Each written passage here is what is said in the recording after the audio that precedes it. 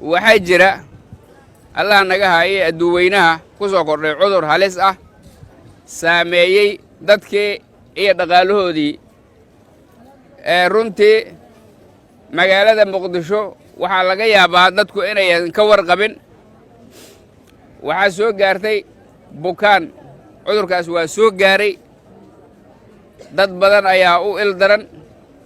qaarna waa u dhinteen anigu aan garanaayo qaar aniga garanaayo aan dibad ka imaan oo dalkooda joogay ayaa ku dhintay oo qaarna la aasay qaarna hadda aan weli la aasin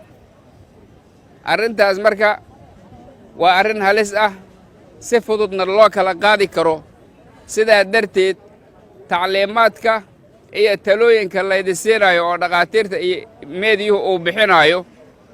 waa in sida uu yahay loo qaato taleefanka adiga aa haysatid marka aad meel wacdo ama adiga lagu soo waco talooyinka uu ku siinaya dhegayso sida uu kuu tilmaamayna raac haddii alla idmo haddii meel walba laydinkaga fududeeyey inaad tidhaahdiin waa been waxba kama jiraan taas waxa waay waa niyajab waa dhab waa jiraa ma jiraan wax aan idinkaga sabanayno inaan baa idiin sheegno laakiin haddii bulshadeenna dhib uu yacni la soo gudboonaado oo dhibaatadii ay beensadaan oo halistiina yacni ay ku jirto magaaladii waa murugo waay marka arrintaas waa dhab waa jirtaa inta ayan faraha ka bixin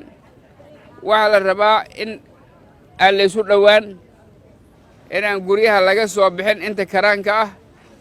in afka la duubto sidaanoo kale iyo in si joogta gacmaha loo dhuqo dhammaan talooyinkaas waa kuwa mar walba lagu celcelinayo waxaa la idinka rabaa markaa talooyinkaas inaad qaadataan si loo gaaro bulsho caafimaad qabta